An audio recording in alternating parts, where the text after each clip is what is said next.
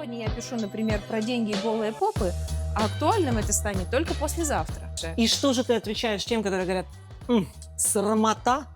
Я говорю, да, так и да, это срамота. Классно, правда?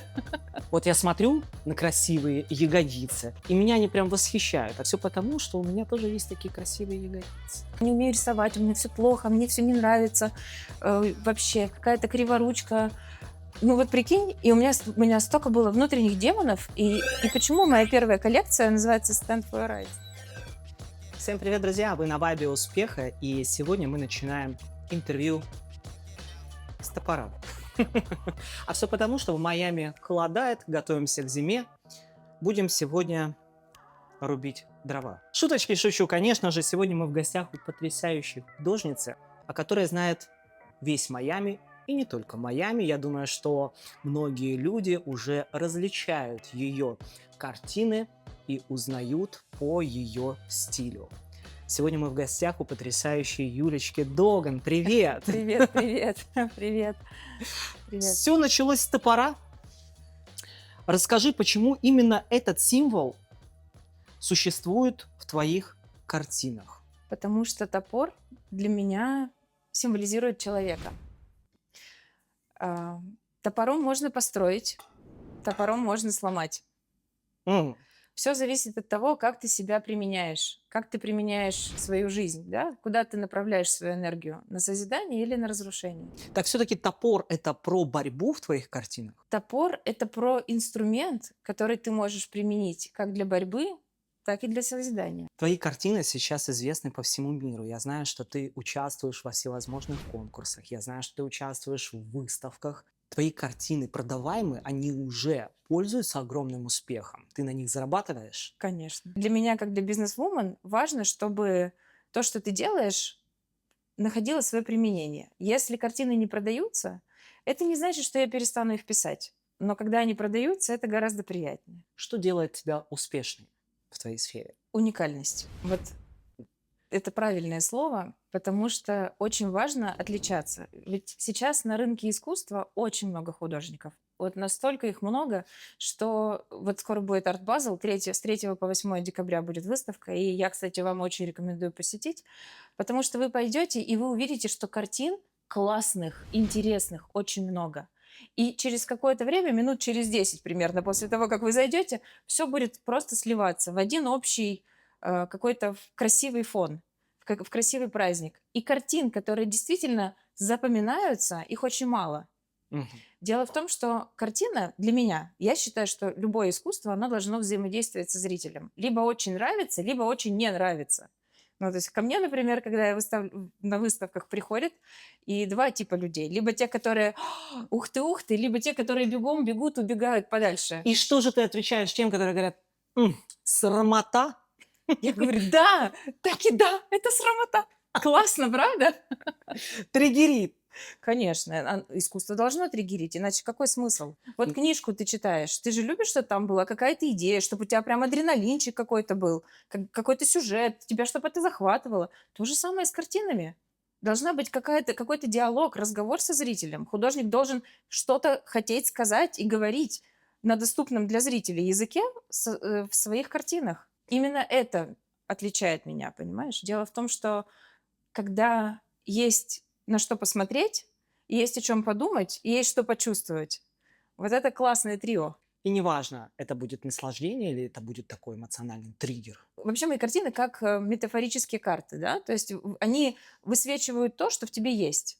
И они могут триггернуть тебя именно на твоей больной точке на какой-то. Либо на том, что тебе очень нравится. Вот я смотрю на красивые ягодицы, и меня они прям восхищают. А все потому, что у меня тоже есть такие красивые ягодицы. Вот эта картина, кстати, она называется «Touchdown». Приземление. Она про такое состояние, когда ты уже, когда бой прошел, завершен, ты просто устал и хочешь просто спокойно отдохнуть. Релакс. Да, приземлиться, заземлиться, знаешь, успокоиться. Говорят, что, например, в спорте можно стать выдающимся спортсменом, начиная только лишь с малого возраста и продолжая вот с этого малого возраста развиваться. Так ли это относится к художнику? можно ли художником стать в любом возрасте, либо нужно начинать как раз-таки вот с того малого возраста? Ну, так я же яркий пример тому, что можно стать в любом возрасте, абсолютно. Я считаю, что успех приходит тогда, когда ты долго делаешь правильные вещи, ну, правильно не предаешь себя. Художники почему очень часто сдуваются там года через 2? То есть они попробовали что-то, это не нашло отклика, и сдаются люди. Ну, то есть они начинают думать, может, я что-то во мне не то, я неправильные вещи говорю, и неправильные картины пишу, я не умею рисовать. Ну, начинается очень много вопросов к себе. А на самом деле художники, они же как антенки, они чувствуют атмосферу, они из космоса, можно сказать, берут идеи, которые становятся актуальными. Вот я просто в шоке, насколько это у меня сработало, когда я сделала серию с топорами. Через год началась война, и тема оружия, которая у меня была в картинах за год до этого, она стала более чем актуальна. То есть как предчувствие какое-то. Но так как это происходит не сразу, то сегодня я пишу, например, про деньги и голые попы, а актуальным это станет только послезавтра. Ну, типа через несколько лет. И поэтому люди, художники, не дожидаются, когда они будут поняты. Чтобы стать великим художником, для этого обязательно нужно проходить специальное обучение, либо ты можешь всему научиться сам. Чтобы стать художником, нужно желание и обучение. Все-таки обучение нужно. Ну да, но смотри, что значит обучение? Если ты берешь краски и кисточки, и ты не знаешь, как ими пользоваться, ты же должен какие-то азы вообще взять. Я училась вообще онлайн полностью. Я всему научилась онлайн. У меня никогда не было художника, мастера, учителя, который бы рядом стоял и говорил, как мне нарисовать. И я поняла сначала, что я хочу нарисовать. Потом я пошла учиться, чтобы нарисовать то, что я хочу, так, как я это хочу нарисовать. И получилось то, что получилось. Твоя самая дорогостоящая картина, которую ты смогла продать за большие деньги? А можно я не буду отвечать? Ну чего же? Ну, там налоговые все дела. Ну, давай приоткроем немножечко для наших зрителей тайну. Самая дорогостоящая картина была продана за 8 тысяч, которые получила я. Потому что, когда ты продаешь через галерею, ты получаешь только половину. Кстати, неплохие деньги зарабатывает галерея, однако. Да, Но это тот толчок, чтобы тебя узнавали люди. конечно. Без этого, в общем, ты никак не продвинешься как художник. Не хватает силы у художников. Ну и у меня не хватало. Я поняла, что для того, чтобы быстрее, выше, сильнее, для того, чтобы больше пространства занять своими работами, мне нужно какие-то дополнительные ресурсы. Мгм. Даже времени элементарно не хватает, знаний не хватает для маркетинга, для там, того и сего. Поэтому галерея является очень важной частью, но не любая галерея. Потому что есть такие галереи, которые говорят, давай мы тебя будем выставлять, это тебе будет стоить там столько-то денег. И ты такой счастливый, радостный, довольный, бежишь с картинами, привез картины, заплатил деньги. А галерея такая, ой, спасибо, и все. Собирают выставку, приглашают 5 своих знакомых, и говорит, ну вот у тебя же выставка. То есть галерея такая бывает, которая вообще ничего не делает для того, чтобы как-то тебя продвигать. А бывают галереи, которые пишут тебе и говорят, ты знаешь, я за тобой уже полгода смотрю, мне очень нравится твое творчество, Мгм. а давай ты будешь со мной работать. Вот мне такой вариант понравился. Я с такой галереей теперь работаю. Я знаю, что ты по образованию психолог. Почему ты сменила вот этот фокус? Почему ты не ушла в психологию? Почему ты не начала работать с людьми по образованию? Почему именно искусство? Что тебя туда затянуло? Почему смена фокуса? В смысле не ушла? Посмотри, это же сплошная психология. Потому что через искусство, во-первых, я могу давать месседж гораздо большему количеству людей. Во-вторых, он не могу сказать, что он более понятный, но он более вдохновляющий. И мне кажется, что искусство — это самый классный инструмент и самый оптимальный для меня. То есть я свою миссию воспринимаю дарить радость, счастье людям, вдохновлять их становиться лучше. И поэтому я считаю, что искусство дает мне максимальные, безграничные возможности вообще для этого. Говорят, что люди начинают заниматься чем-то таким великим, когда проживают какие-то сложные этапы своей жизни. У тебя это было именно так или по-другому? Как же я боялась этого вопроса. Ну давай. Ну да, было такое дело. В 2019 году у меня была личная драма очень сильная. В 2019 году я забеременела, и у меня случился выкидыш. И я поняла, что значит, мне не надо сейчас ребенка физического. И я поняла, что я хочу заниматься творчеством. Вот просто вот так, и все. Я хочу заниматься творчеством. Вот это мои дети. Вот это вот все. Смотри, сколько у меня детей теперь. Вот. У меня была такая драма, и плюс у меня было ужасное неверие в себя. Я думала, что я не умею рисовать, у меня все плохо, мне все не нравится, вообще какая-то криворучка. Ну вот прикинь, и у меня столько было внутренних демонов, и почему моя первая коллекция называется Stand for Your Rights, да, отстаивай свои интересы, свои права. Я боролась с этими внутренними демонами и сказала, я так хочу, и поэтому так будет. И все. Ты сама себя переделала. Да. И у меня вот 2019 год был настолько трансформационный, и все. И первая моя картина была написана в 2019 году. И первая коллекция А если у тебя после вот этого всё. такая картина, которую бы тебе захотелось вот просто стереть? Вот нету такой картины. Знаешь, как интересно. Для меня картина — это какая-то высказанная мысль. То есть сказать, что нет, я теперь так не считаю, я передумала. Нету ни про одну картину. Знаешь, почему я так спросила? Потому что я так думаю, что каждая картина связана с каким-то этапом твоей жизни Ну да. в той или иной мере. И, возможно, был какой-то этап, и с этим связана данная картина, и ты бы ее просто хотела. Который бы я отрицала, например, или Да, хотела бы да. уничтожить. Ты знаешь, нет, я очень благодарна любому опыту, который ко мне приходит, потому что именно выводы, которые мы делаем, любые ситуации, которые складываются, они для чего-то, но я в это свято верю, что все имеет причинно-следственные связи, и все ситуации либо за что-то, либо для чего-то. И если какая-то сложная ситуация сложилась, значит, она мне для чего-то дана. Значит, я должна включить голову, сделать правильный вывод, и все, и идти дальше. То есть любой кризис, он всегда улучшает меня. Он делает меня сильнее, умнее, изобретательнее, в конце концов. То есть что-то приходится, когда тебе приходится что-то решать или принимать сложные решения какие-то, или с чем-то справляться, это все делает тебя лучше. Все, что меня не убивает, делает меня сильнее. Это мой девиз. Поэтому нету такого, чтобы прям, не знаю, может быть, потому что я страдать не умею. Не умею я страдать. Ну, то есть что-то случилось, я такая: "Ой, конечно, говно, Как же скучно страдать. но есть дела поинтереснее". И все.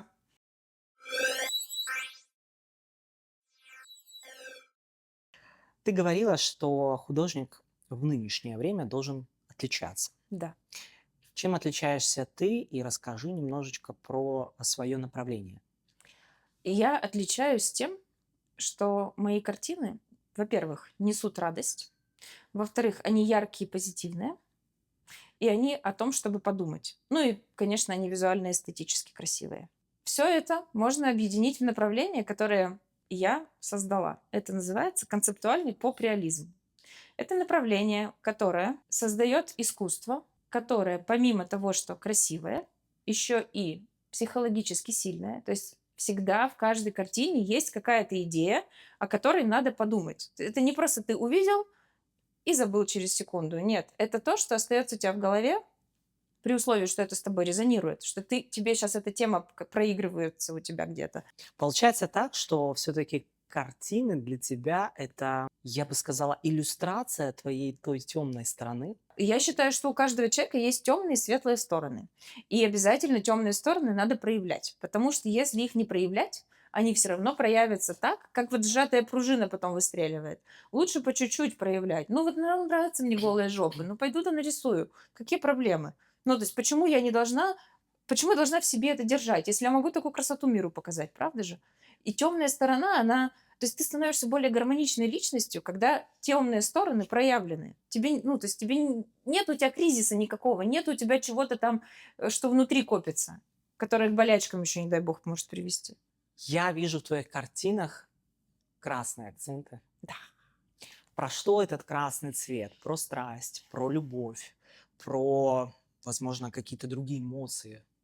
Про энергию. Красный — это цвет любви, это цвет страсти, это цвет движения вперед, это цвет победы.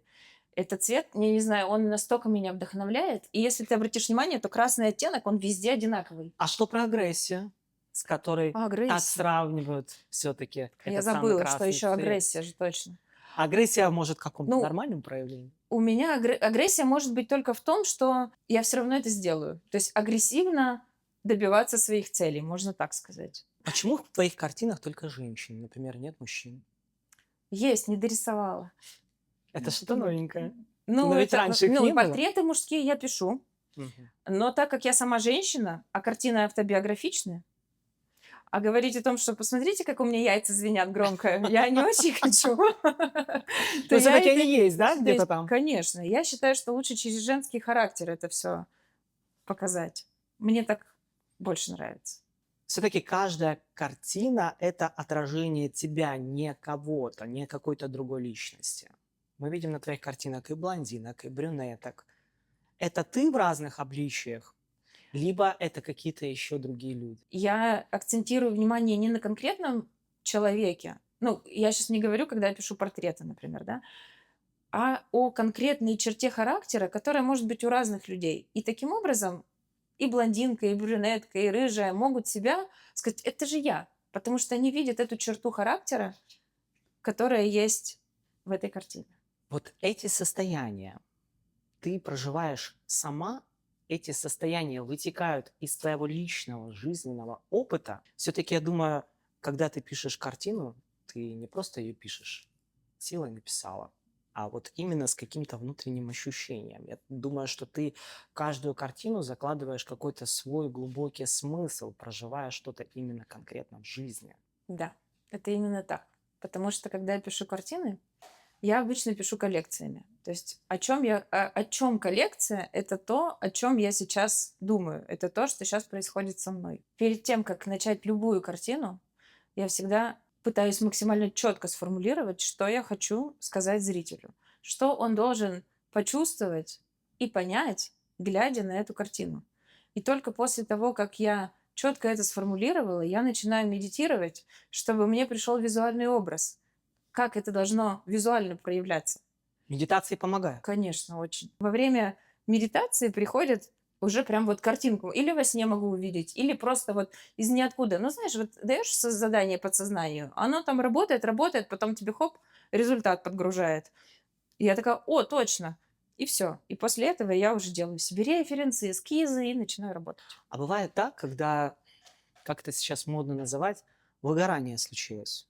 И вот прям не хочется тебе ни кисть брать в руку, не думать о чем-то, не рисовать. Может такое быть, только если я затрахалась. Вот с этой картины, которая за твоей стеной, ты можешь догадаться, что я затрахалась рисовать деньги. Я Очень много денег. очень много денег. Конечно, рисовать деньги одно удовольствие. Мне звонят, говорят, чем занимаешься? Говорю, деньги рисую. Он говорит, ничего себе ты говоришь в своем творчестве.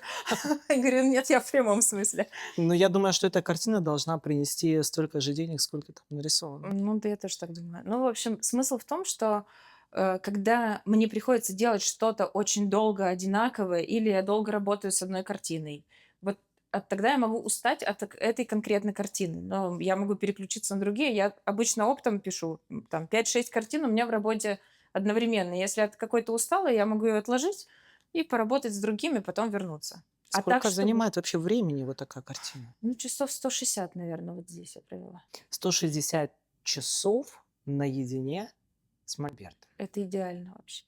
Вообще, все, что наедине, это я обожаю. В общем, ты не про бурное общение с людьми, ты не интроверт. Я амбиверт.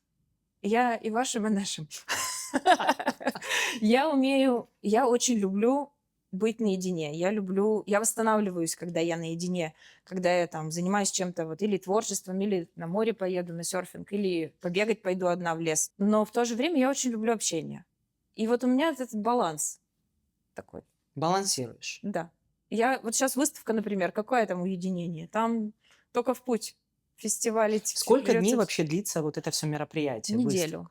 Ну вот у нас открытие во вторник и закрытие в воскресенье.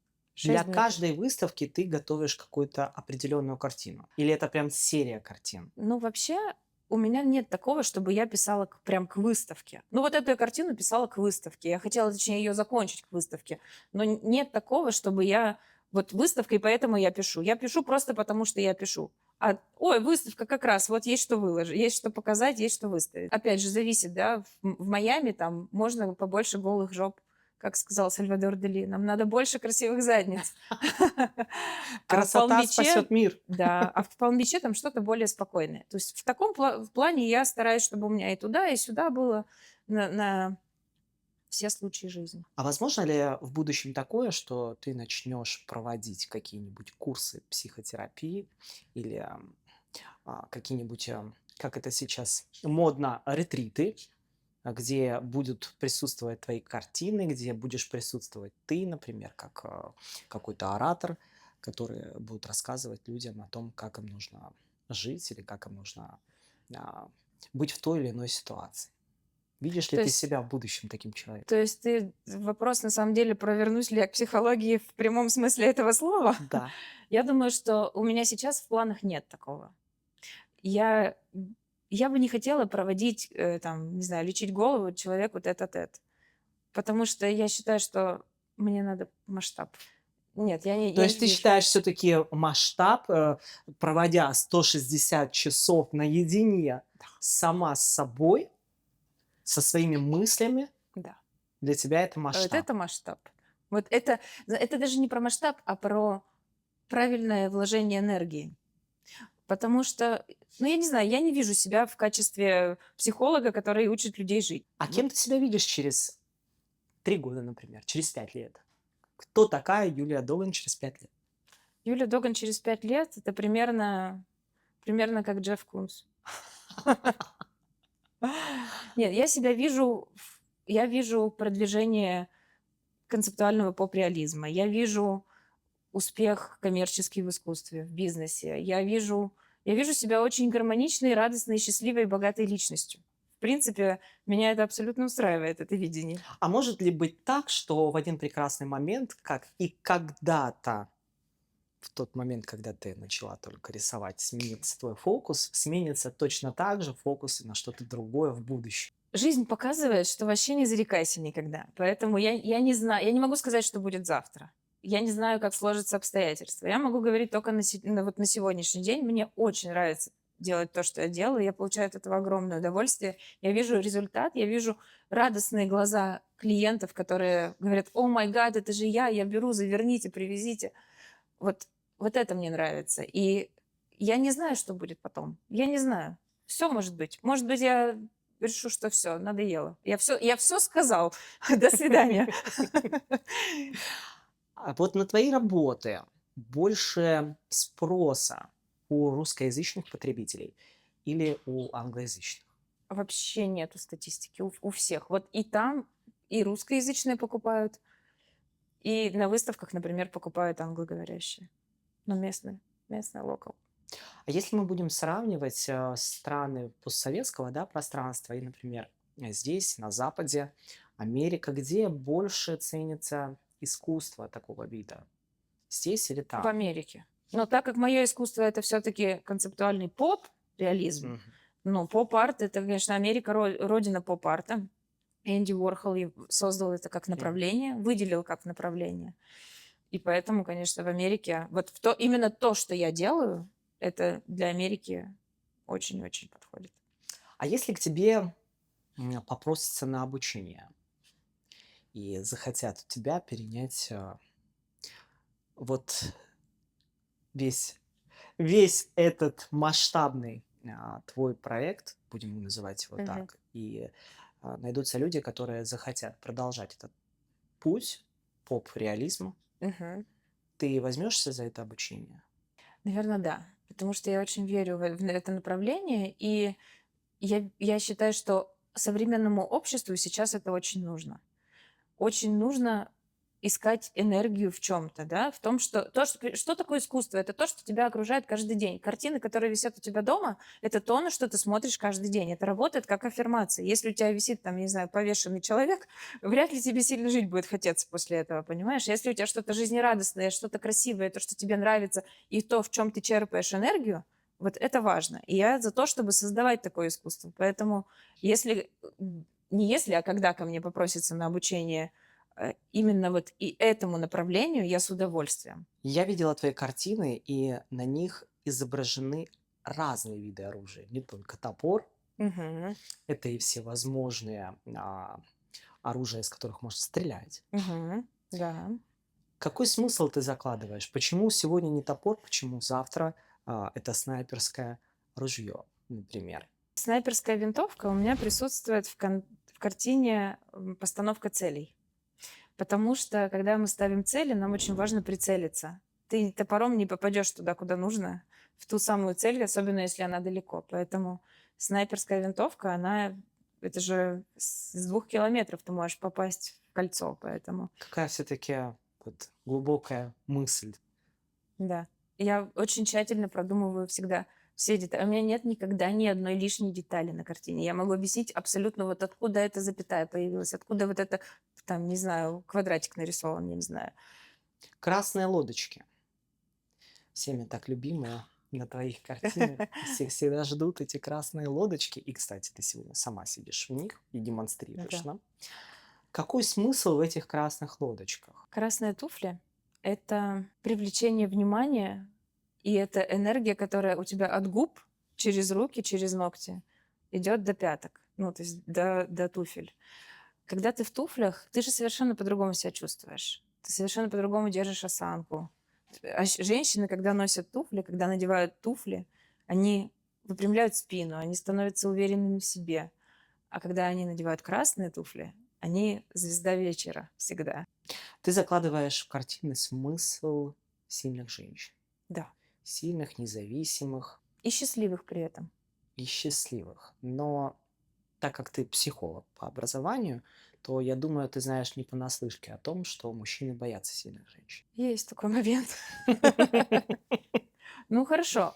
Вот, допустим, ты счастливая, сильная женщина, да? Зачем тебе мужик, который тебя боится? Мы сейчас закладываем смысл того, что состоявшийся мужчина, уверенный в себе, не будет бояться рядом Сильной женщины. Потому сильной что он не будет женщины. видеть в ней конкурента. Мужчины боятся сильных женщин, потому что они думают, что женщина конкурент. Но женщины сами иногда себя позиционируют в каком-то соревновательном ключе. Я не знаю зачем. Я считаю, что надо знать, когда ты слабая должна быть, и когда ты, ну или делать вид хотя бы, делай вид, что ты слабая. Учись. Все-таки не нужно становиться в М, позу сахарницы каждый раз, когда у тебя какие-то Ну, нужно мужчины. мудрее, нужно договариваться. То есть, женщины, когда вы смотрите на Юлечкины картины, особенно те женщины, у которых все-таки такие, как стальные яйца между ног, это не говорит о том, что нужно быть сильной во всех отношениях. Все-таки, если есть рядом мужчина, и если вы хотите рядом мужчин, то нужно обладать все же и теми свойствами, которые будут мягкими, будут... Мягкая не значит слабая. Если ты сильная, это не значит, что ты должна быть колючая. Ты можешь быть очень мягкая, как диван, очень уютная, как кашемировое одеяло, понимаешь? А в чем И сила?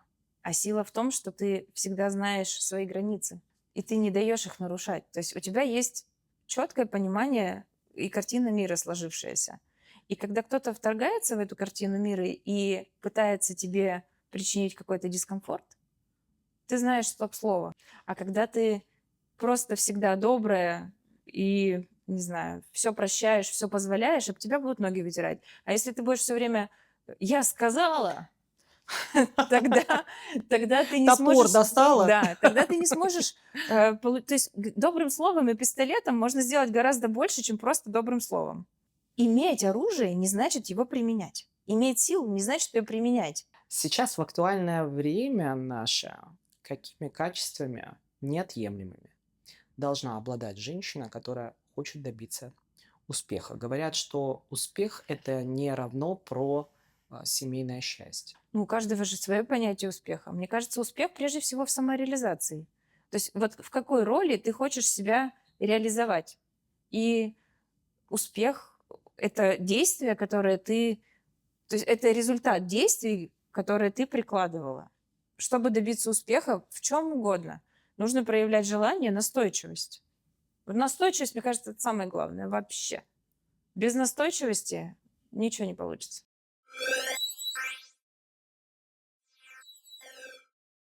Расскажи о самом ярком моменте, который ты будешь помнить на всю свою жизнь. Возможно, это какая-то крутая выставка. Возможно, это приобретения каким-то крутым клиентам интересным твоей картины. В общем, то, что оставило отпечаток у тебя на всю твою жизнь. Если брать выставки, это самый яркий момент был, когда пришла женщина и купила 2 моих картины в раз. Просто вот сняли со стены и увезли ей. Вот это был самый классный и очень прибыльный момент. Мне прям вообще прибыльность понравился. Я подумала: а что, так можно было?"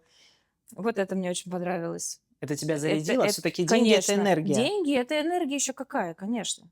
Для меня был ярким, вот прям классно. Очень мне было приятно, когда мои работы увидели в Нью-Йорке, и потом этот галерист через полгода он мне написал и сказал, что я полгода за тобой смотрел, и я хочу с тобой работать. Это очень серьезная галерея, Stadel Contemporary, галерист Максвелл Чапман, с которым я сейчас работаю. Вот мне очень было приятно это услышать. Это прям тоже такое, знаешь, подтверждение, что я молодец. Вот я все правильно делаю. То есть ты зависишь все-таки от мнения окружающих. То есть если даже меня не одобряют, что тоже нормально, если я считаю, что это правильно, я буду это делать. Но если у меня получается, вот для меня высшее счастье, когда у меня получается то, что я задумала. Вот это кайф. Я знаю, что ты рисуешь не только на холсте, что ты рисуешь также и у себя в iPad. Мгм. И при этом это не только рисунки, Иллюстрации. это иллюстрации, это какие-то надписи, которые также имеют какой-то глубокий смысл. Ой, это мемчики, эти мои любимые, конечно, классно. Да, мемы я их мемами называю, когда я сочетаю иллюстрацию и какую-то смешную надпись. Мне захотелось, типа, резюме дня, вот, высказать. И так получилось, что у меня это стало классно получаться очень. То есть это было смешно, это было интересно.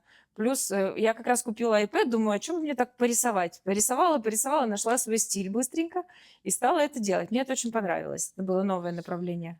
А ты бы смогла писать книги? А я уже пишу книгу. Да.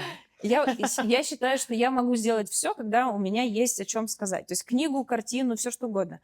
Да, сейчас я пишу книгу о концептуальном поп-реализме, о том, как важно это направление, из чего оно состоит и какую пользу обществу оно принесет.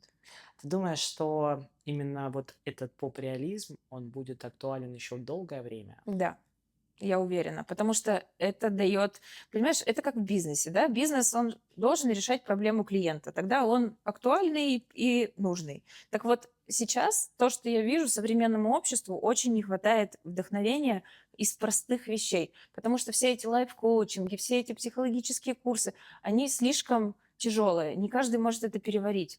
А Мгм. вот увидеть картину, которая тебя вдохновит, и которая улыбнет тебя, которая порадует, пусть это сиюминутно, но это же не просто, как ты цветочек увидел, ах, какой цветочек, пошел, забыл. Нет, это остается в голове, ты начинаешь об этом думать подсознательно. А смогла бы ты нарисовать жизнь другого человека? Не свои прожитые эмоции. Конечно. Портреты так и происходят. Когда мне заказывают портреты, я обычно сажусь вот так вот, как мы с тобой сейчас, и мы разговариваем о жизни. Я понимаю, что это за человек, я понимаю его ценности, я понимаю, что ему нравится, что не нравится. И исходя из этого я могу сделать портрет и написать жизнь другого человека. Так что, друзья, если вдруг у вас возникло такое желание, вы бы хотели увидеть себя на потрясающем холсте Юлии Доган, то, возможно, история вашей жизни заинтересовала бы ее, и она могла бы изобразить это все в своем искусстве С поп-реализма. удовольствием, с удовольствием. Я надеюсь, что вам очень нравится наш подкаст, и вы, конечно же, нам поставите лайк, пишите свои комментарии. Мы очень рады вашей обратной связи на Вайбе Успеха. Только самые настоящие эмоции, самые настоящие истории успеха. Подписывайтесь и ставьте колокольчик. Не пропустите ни один наш выпуск. Юлечка, ну вот расскажи о своих ощущениях, когда первый раз твоя картина продалась. О май гад, это вот, наверное, ответ на тот самый вопрос все-таки, потому что я сейчас думаю, ты знаешь, это был такой кайф, это было очень неожиданно. Ко мне приехала моя знакомая, а я как раз только начала писать картины. И я говорю, давай я тебе, Наташ, кое-что покажу. Она такая, покажи. Я ей показываю, она такая, я хочу ее, я хочу. Сколько стоит? Давай я тебе сейчас переведу деньги. Сколько стоит? Заверни, упакуй, отправь мне домой. Она из Техаса. И я такая, о май гад, я не готова к такому. Неужели, что я 3 недели назад закончила? Не может такого быть. Это очень классные ощущения были. Вот первый раз я их испытала, и теперь они становятся очень... Ну, то есть они становятся все чаще и чаще, я испытываю эти ощущения, но я теперь к этому готова, и типа, ну, так и должно быть. А что такого? Так это само собой разумеющееся. Но вообще, когда картина продается, это такой, знаешь, тебя похвалили сверху, кто-то свыше. То есть не только ты... Я и так сама знаю, что я молодец, но еще и кто-то мне это сказал. То есть это как бы добавляет веса моему мнению. А бывает так, что твои картины это как благотворительность? Да, конечно. Когда есть хороший повод, я несколько картин отдала для благотворительности. Их продали на аукционе и пожертвовали деньги. Ну, вот последний раз это было в Санкт-Петербурге в галерее. Был такой классный благотворительный вечер, где я написала картину прямо там. Я писала акрилом. Обычно я пишу маслом. Масло долго сохнет, но акрил высох быстро. И картину мы продали на аукционе, и все деньги пошли на благотворительность одной семье из Украины, которые переехали сюда из-за войны и очень нуждались в помощи. Но все-таки творить добро это всегда Мгм. классно.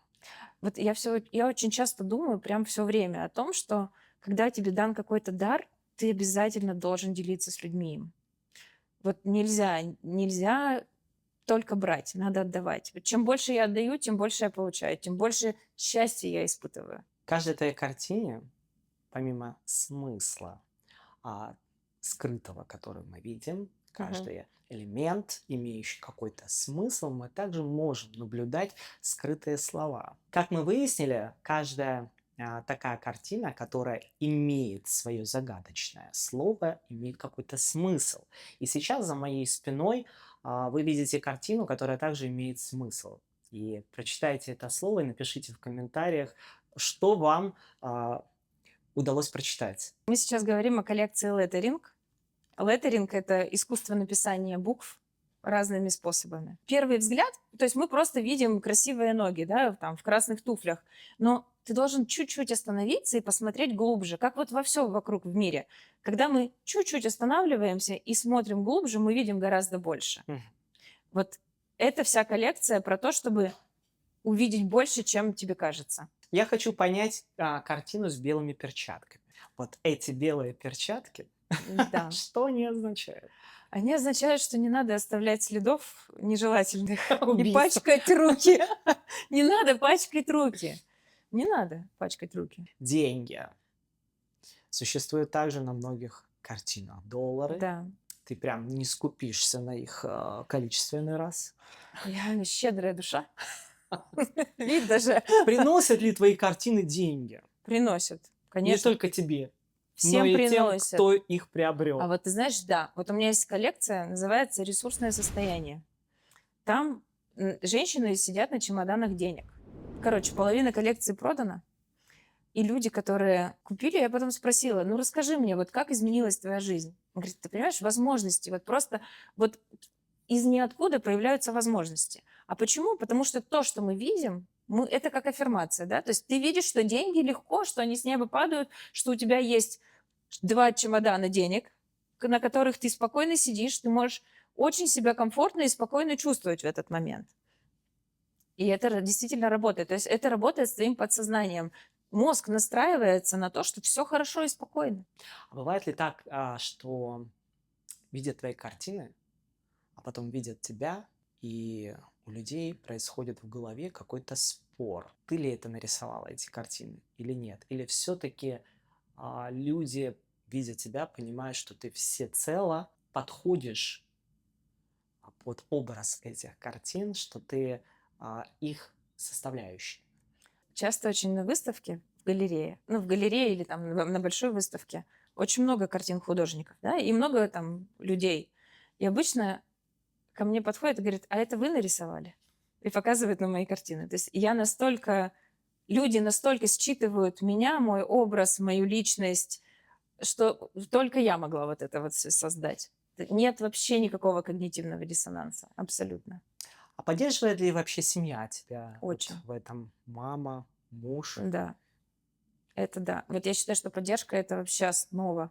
Ну, это одна из основ, скажем так, успеха, потому что очень важно, чтобы была поддержка окружающих хотя бы в том, что они не мешают. Ну, то есть, когда тебе не мешают, у тебя достаточно энергии, достаточно ресурса, времени, и тебе разрешают, позволяют заниматься тем, что тебе нравится. Это очень важно.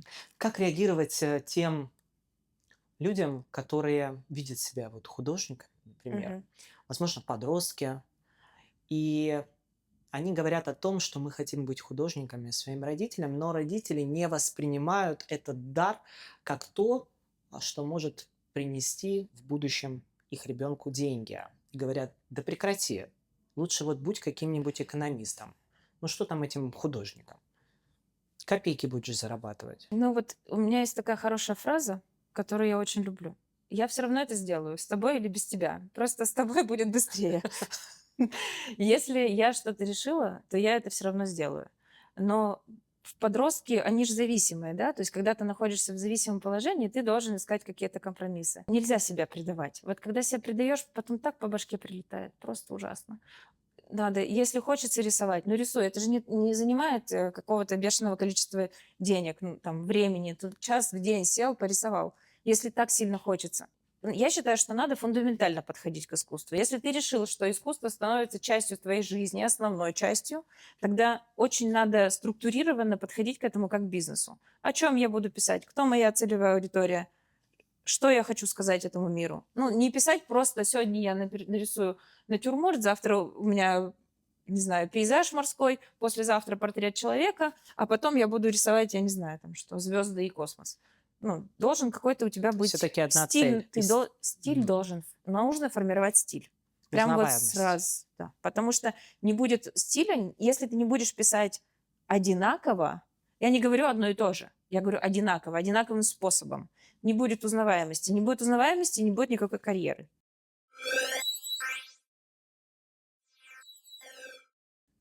Что про повторение и про то, как часто сейчас можно увидеть, как Плагиат. люди делают плагиат. Да. Заходит ли это сейчас и насколько это актуально Ну вот или смотри, нет? если смотреть на термин плагиата, так как я прошла обучение по интеллектуальной собственности, мне было прямо, я занималась этим. Плагиат — это когда 90% скопировано.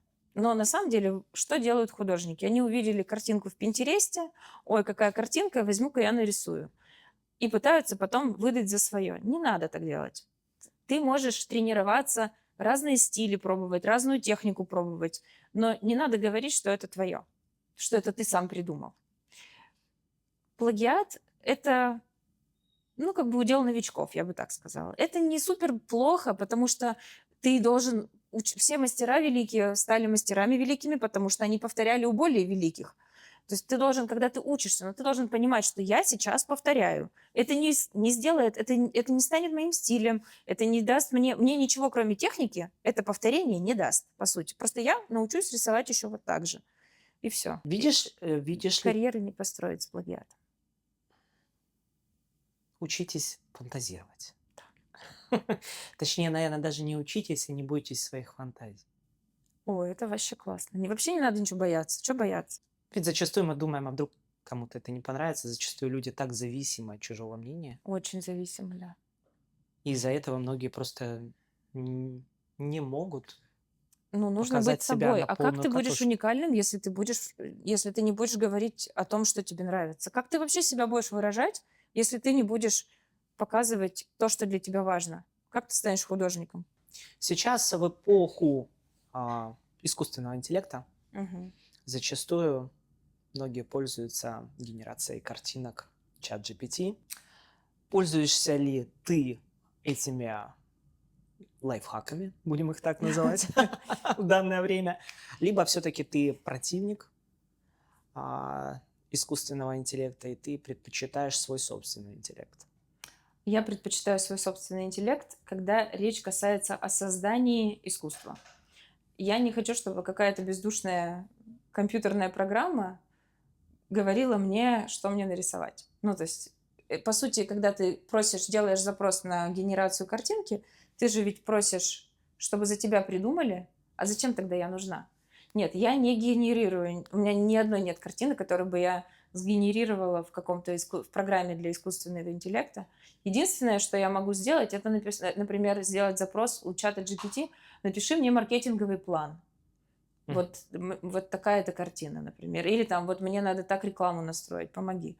Или, ну вот самый максимум я просила, сделай описание. Вот что ты думаешь, как ты видишь? Потому что мне было интересно, как одно дело то, что я вижу в этой картине, а другое дело, что это как бы объективное какое-то мнение. Но то, что мне там насочиняли, я так подумала, короче, все понятно с тобой, я сама разберусь. А встречала ли ты плагиат своих картин? Пока не встречала. А что, если встретишь? А я не буду ничего делать. А потому что, во-первых, ну, то есть, и что? Ну, кто-то срисовал мою картину. Это же классно. Очень сильно понравилось, значит. Настолько, что человек захотел снова 160 часов потратить, чтобы это нарисовать. Как ты реагируешь на хейт? Отрицательный пиар тоже пиар. Человек тратит свою энергию. Представляешь, как круто его так триггернуло, что он взял и что-нибудь там написал. Я тут делала рекламу в Инстаграме с аккаунтом, с блогером большим художественным. Там такого написано, да разве это искусство, да это же говно какое-то непонятное. Вообще, кто это вообще искусством назвал, кто это сюда вообще пустил? Я думаю, давайте. Там уже 2000 комментариев, мне это очень нравится. Не останавливайтесь. Social media. Да. Так ли это важно для художника, существование в этом пространстве? Сейчас говорят о том, что если тебя нет в социальной сети, то тебя нет нигде. Это правда. Ну, потому что соцсети — это как твой офис, это как твоя собственная СМИ. Где ты, ну, то есть, хорошо, да, есть офлайн выставки, есть галереи, презентация в галереях, ну и что? А помимо этого, то есть выставка, вот Art Basel раз в год происходит, неделя, а остальные 51 неделя где? Где ты будешь? Нужно присутствовать, потому что коллекционеры очень часто, я слышу, что «а я за тобой смотрю, я на тебя подписана в Инстаграме, я смотрю твое творчество, я видела эту картину уже, ты ее уже постила». С чего начать начинающему художнику, который хочет двигаться в таком направлении, как поп-реализм? Как сделать так, чтобы его искусство дальше двигалось, чтобы оно было продаваемым? Первые шаги. Номер 1. Определиться с фундаментальной идеей. Понять, о чем ты будешь писать. Вот так, это как elevator speech, знаешь, чтобы ты за 1 минуту мог рассказать, что ты делаешь, о чем твое искусство. Это первое. Второе, нужно определиться со стилем. Даже нельзя сказать выбрать, его нужно сформировать. Узнаваемый стиль, чтобы все твои картины было понятно, что это твой почерк, вот что это ты написал. И третье, маркетинг. Но если нету первых двух, то есть если нету идеи, бесполезно писать. Хоть что. Ну, то есть сначала должна быть идея, потом должна быть техника одинаковая, и только потом уже ты это все продвигаешь. Как не потерять вот эту музу? Все-таки, говорят, творческие люди, они очень переменчивы в настроении, они очень чувствительны, и бывает так, что, ну вот, муза потерялась. Пикассо говорил всегда, что муза не имеет никакого значения после того, как ты придумал идею, и ты идешь ее работать. Ну, то есть, когда муза нужна, чтобы придумать, создать, чтобы у тебя искорка в голове вспыхнула, понимаешь? А дальше нужна дисциплина. Ты идешь и пишешь эту картину 160 часов, пока ты ее не закончишь. Устал, не устал, глаза видят, не видят. Свет, тень, дождь, снег, град. Опять всё дисциплина. равно. Дисциплина, только дисциплина. Здесь тоже. Абсолютная. Потому что если не будет дисциплины, ты не закончишь коллекцию, ты не закончишь даже одну картину. Потому что невозможно будет. Ну, то есть, что это значит? Хочу работаю, хочу не работаю. Если ты хочешь результат, ты должен относиться к этому как к бизнесу. В бизнесе должна быть что? Дисциплина. Смотря на твою социальную страницу в Инстаграм, мы видим множество рисунков. Но эта страница не имеет твоего лица. У меня вообще-то 2 страницы в Инстаграме. Одна с Так. лицом, одна без. Одна страница у меня, где только искусство, на английском языке я ее веду, а вторая страница на русском языке, там моя личная жизнь, и там мемчики, и вся вот эта вот лабуда, и как я на серфе покаталась, и какой радуга красивая, то есть вот это вот все там.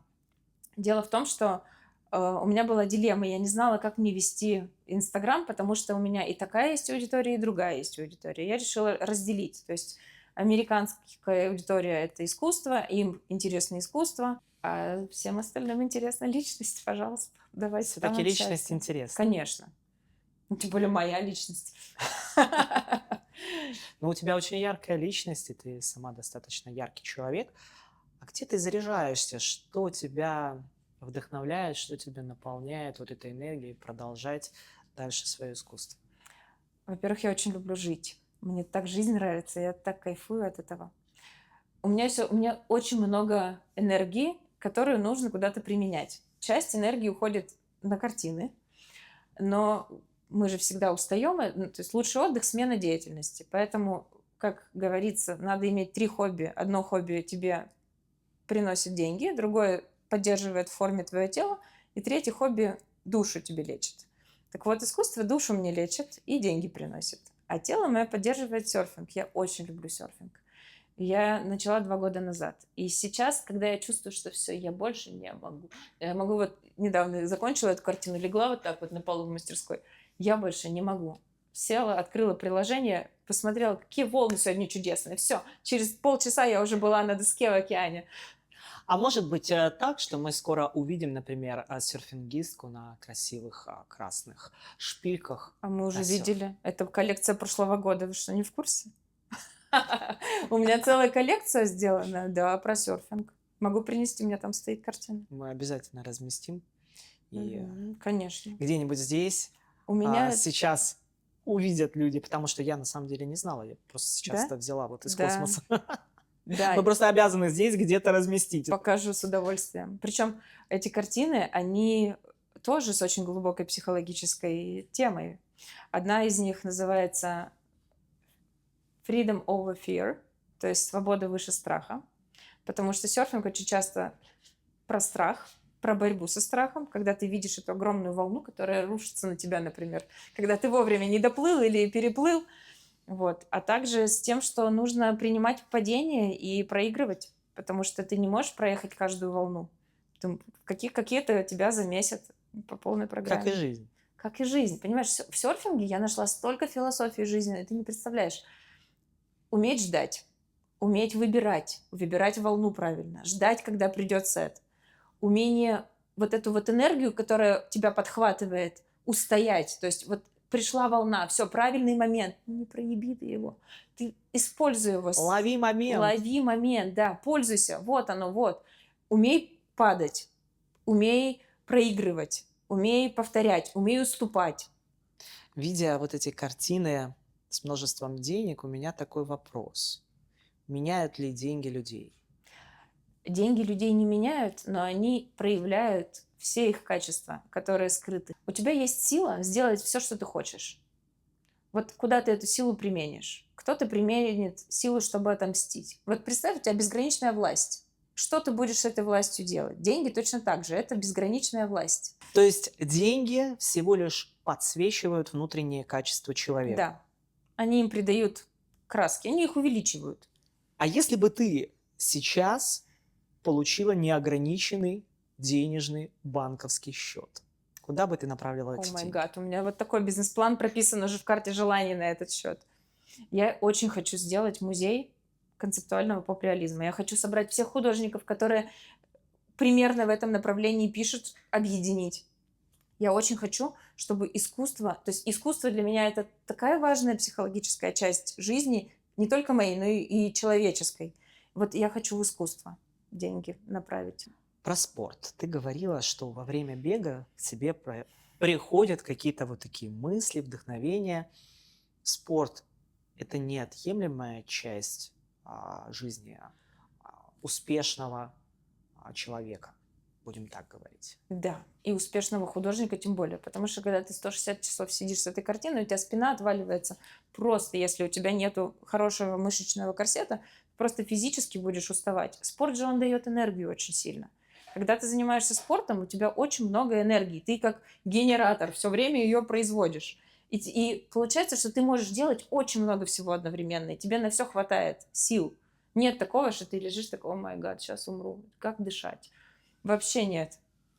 Спорт, он дает дисциплину, он дает энергию, он мозги отключает, когда надо, или включает, когда надо. Я считаю, что спорт очень важен. Это же здоровье. А как, если ты нездоровый?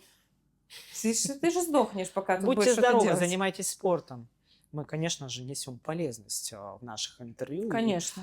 и говорим людям о том, что спорт– это та неотъемлемая часть успеха, точнее, наверное, равно успех в любой сфере жизни человека. Конечно. Ты человек достаточно эмоциональный. Да. Ты часто плачешь.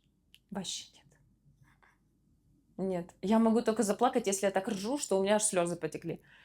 Я очень редко плачу. И вообще я заметила, что я очень редко испытываю какие-то негативные эмоции. Я достигла дзена, и мне похер. Смотри, что такое негативные эмоции, да, чувства? Это энергия, опять же, которую ты тратишь. У меня такой фейс-контроль, я четко чувствую, куда мне надо энергию свою, а куда не надо. То есть если меня что-то триггерит и раздражает, и я же это чувствую, я же понимаю, что я сейчас у меня зверин поднялся. Мне надо пойти побегать, спортом гантельки покачать, на серфинг. Все, отпустила, тут же попускает сразу. Если у меня какая-то проблема, если какая-то ситуация, которая вызвала у меня плохое настроение, я иду и решаю эту проблему. И когда проблема решится, у меня хорошее настроение, все, я все пофиксила, понимаешь? То есть я не понимаю, зачем сидеть и там сопли на кулак наматывать, если надо, пошел и решил эту проблему, которая тебя сильно время. бесит, так сильно. Вот если бесит, пошел и сделал все, что надо. А в И семье также? Ну, у нас как-то вот все... Нету такого, чтобы кто-то там ныл, страдал. Ну, не нравится — меняй. Что ты ноешь? Потрясающе. Ну, слушай, твой действительно вот этот запал, он заряжает. А всегда ли ты была вот таким человеком? Либо ты поменялась на фоне смены своей деятельности? Но я позитивным была всегда человеком. Мне кажется, а как иначе выжить вообще, если ты негативно мыслишь? Но осознанность пришла... Но так как еще у меня психологическое образование, то вот я это все поняла, когда училась в университете. Я поняла, что от того, что у меня в голове, зависит то, что происходит в моей жизни. И зачем я буду сорняки какие-то там в своем прекрасном саду мозга держать? Все к чертям выдрать, и все, и у меня там розы цветут. Находясь в Америке, ты себя здесь чувствуешь как дома? Да. Ой, я очень люблю. Мне очень нравится менталитет, мне нравится этот капитализм, мне нравится... Мне вот здесь все нравится. Вообще. Почему Майами? Потому что, как в анекдоте, раньше я очень любил лето, а потом я понял, что лето может быть всегда. Были бы деньги. Теперь я очень люблю деньги. Не, я просто очень люблю лето. Для меня это очень важно. Я люблю воду, мне надо купаться. Я же рыба, мне надо в воду. Рыбке надо в океан. А тут он такой красивый, чистый, вообще прекрасный. Тепло, светло. И мухи не кусают. А представляла бы ты себя где-нибудь, например, в Париже? Вот раньше представляла, я прям хотела в Париж. Я съездила один раз, посмотрела и поняла, что спасибо, я пошла. Нет, мне нравится Париж, там все красиво и замечательно, но жить бы я не хотела. Я вот даже недавно была на Гавайях, и я так туда хотела, мне казалось, что это просто райские вообще острова. Там очень красивая природа, там чудесный серфинг. Но цивилизация, 50-60 лет вот назад, которая была, вот она там сейчас. Мне вот такой не подходит. Чтобы у тебя интернета на острове не было, знаешь. Еще это находится в середине Тихого океана. 13 часов отсюда я летела, чуть сдохла просто. В общем, для тебя все-таки вот эти удобства имеют большое значение в жизни. Да. Вот, например, опять же, Калифорния, да? Калифорния тоже мне нравится. Но мне не нравятся эти бомжи на улицах. Я вот такое не люблю. Я люблю вот как здесь. Вот Палм-Бич мне очень нравится. Вот Нейплс мне нравится. Майами мне, ну вот в Бока-Ратон, Форт Лодердейл мне нравится. Мне вот здесь нравится. Не скучно? Мне скучно никогда не бывает. Я всегда найду чем себя занять. У тебя много друзей? Да. Особенно в последнее время, когда теперь у нас есть покерный клуб. Я стала играть в покер. У меня столько друзей, вообще очень много. И много знакомых, много клиентов. Я очень люблю людей. Потому что подобное же притягивает подобное. Ко мне притягиваются хорошие люди с похожими взглядами на жизнь, с мировоззрением. А которым не нравятся мои картины, ну все, значит, нам не по пути. Сразу такой индикатор. Очень. Картина нравится? Да. Человек такой, да, проходи. Заходи, да. Не нравится? Все, до свидания. You are not welcome. Да. Классно. Мне очень понравилось сегодня наше с тобой общение. Оно такое было заряжающее, действительно. И мне хочется, чтобы ты весь вот этот свой талант, весь этот свой опыт вот прям масштабировала, и люди могли не только любоваться твоими картинами, а могли и учиться у тебя, потому что действительно у тебя есть чему поучиться, и это не только сейчас про картины, это сейчас про ментальную составляющую, ведь не просто так ты психолог. И я думаю, что многим людям ты бы могла как раз-таки помочь в той самой сфере, как найти себя, как найти вот этот свой уникальный стиль. Но это опять же про художников мы говорим. Да, Да. да. С удовольствием. Я даже проводила курсы, я делала марафоны именно по тому, как стать концептуальным художником, то есть осознанным, чтобы писать картины осмысленно. Не просто вот сегодня у меня такое настроение, вот я подошел к вот это вот вообще мне нравится. Подошел к холсту, вот что же мне бы сегодня нарисовать? И нарисовал. И что? Это называется арт-терапия, когда ты благодаря действиям с художественными материалами улучшаешь свое психологическое состояние. Бывает ремесло, это когда ты просто делаешь, научился лепить горшочки, и ты эти горшочки лепишь, потому что они у тебя продаются хорошо. Там нет никакого вообще взаимодействия со зрителем. А есть искусство, когда ты взаимодействуешь на тонком плане, на энергетическом. Даже вот просто бывают же картины, мимо которых проходишь, хочется убежать, к которым тянешься. Вот так должно работать. Вот это искусство. Вот такое согласна, да. Такое буду учить, знаю как, могу, хочу. Как это? Могу, умею, практикую. Потрясающе. Пожелай что-нибудь нашим слушателям, а возможно, тем людям, которые хотят найти свой собственный стиль, хотят быть художниками, но, возможно, пока что они боятся сменить тот самый фокус, как однажды сделала ты. Не бояться. Ну, то есть ты не попробуешь, не узнаешь. Невозможно бояться. Ну, то есть можно бояться, и что дальше? Какой результат? Если ты не попробуешь, ты ничего не сделаешь. Не будет никакого результата. Чтобы получить новый результат, нужно совершать новые действия. Ну, хорошо, если ты ну, то есть что-то у тебя пришла какая-то мысль, тебе кажется, что, наверное, говно. Но взял, нарисовал. Никому не показывай.